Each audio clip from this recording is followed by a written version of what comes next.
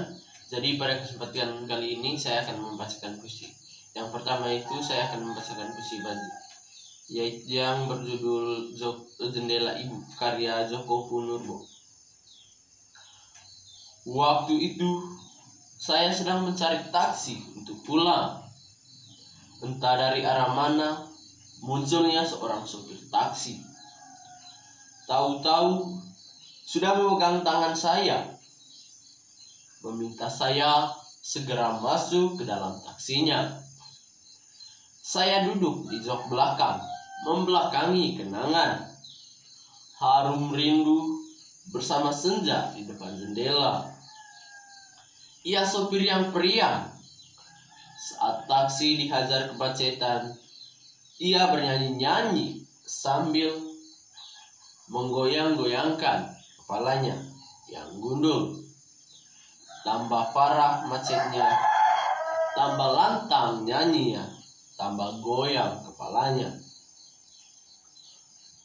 Sopir taksi tentu tak tahu saya tak punya jendela yang layak dipersembahkan kepada senja.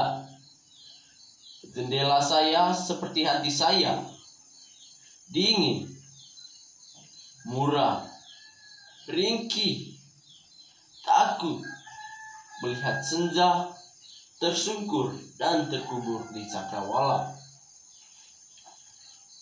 Lama-lama saya mengantuk, kemudian tertidur. Taksi memasuki jalan mulus dan lengang, melintasi deretan bangunan tua dan dengan jendela-jendela yang tertawa. Di tepi jalan berjajar pohon cemara. Di ranting cemara bertengger burung gereja. Laju taksi tiba-tiba melambat. Taksi berhenti di depan kedai kopi. "Mari ngopi dulu, numpang," ujar sopir taksi. "Baiklah sopir," saya menyahut.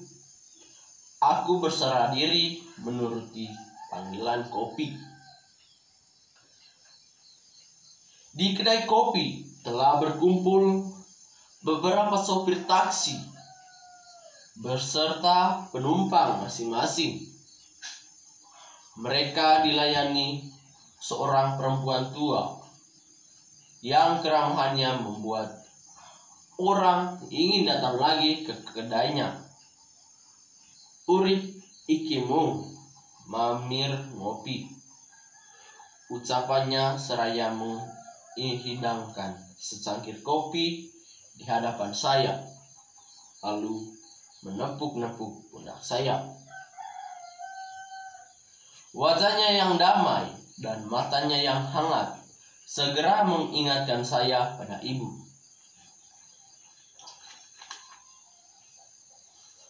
Saya terbangun setelah sopir taksi menepuk-nepuk pundak saya. Taksi sudah sampai di depan rumah. Setelah saya membayar ongkos dan mengucapkan terima kasih, sopir tersenyum dan berkata, "Selamat bertemu senja di depan jendela, penumpang." Saya berterima kasih kepada ibu yang diam-diam telah mengirimkan sebuah jendela kecil untuk saya. Pakai jendela saya temukan di beranda.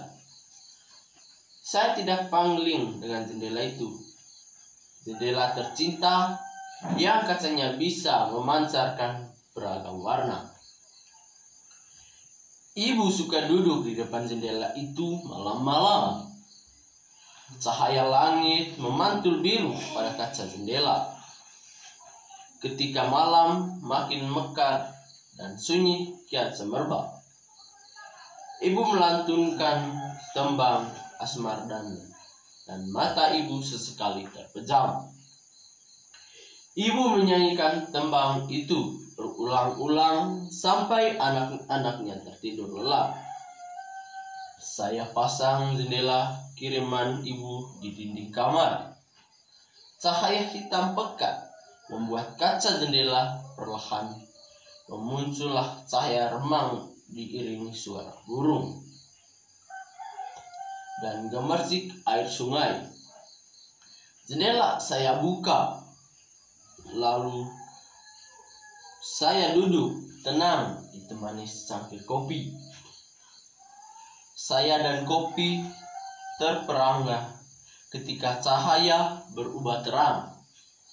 Tampaklah di seberang sana sungai kecil yang mengalir jernih di bawah langit senja. Di tepi sungai ada batu besar.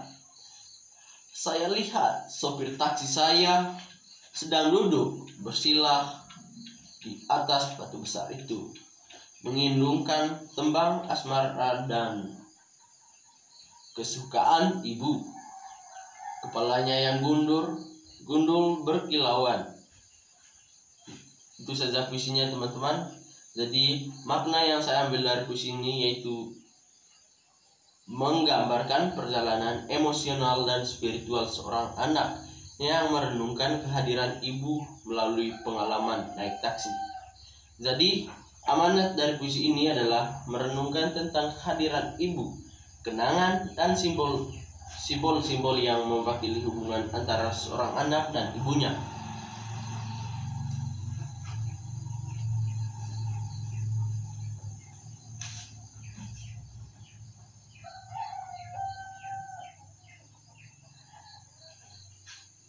Jadi yang kedua saya akan membacakan puisi pilihan yang berjudul Surat Cinta karya Gus Gus.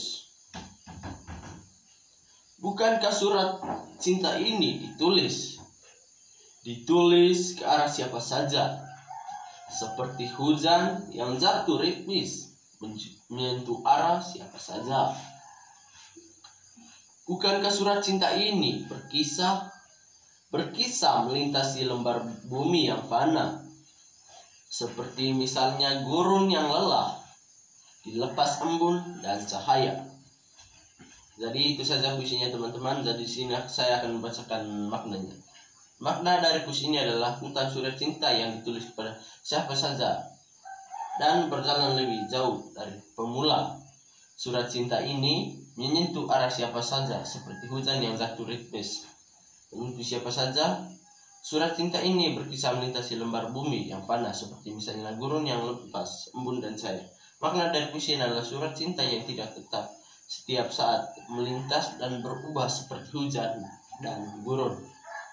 Jadi amanat yang tersampaikan dalam puisi ini teman-teman yaitu menunjukkan bahwa surat cinta yang disampaikan pengarang ini tidak hanya terhadap satu orang, tapi juga terhadap semua orang. Surat cinta ini seperti hujan yang jatuh ritmis menyentuh arah siapa saja dan melewati lembaran bumi yang fana, seperti gurun yang lelah yang melepas embun dan cahaya. Ini merupakan pesan yang ditunjukkan kepada semua orang dan menggambarkan kekuatan dan kepribadian dari surat cinta.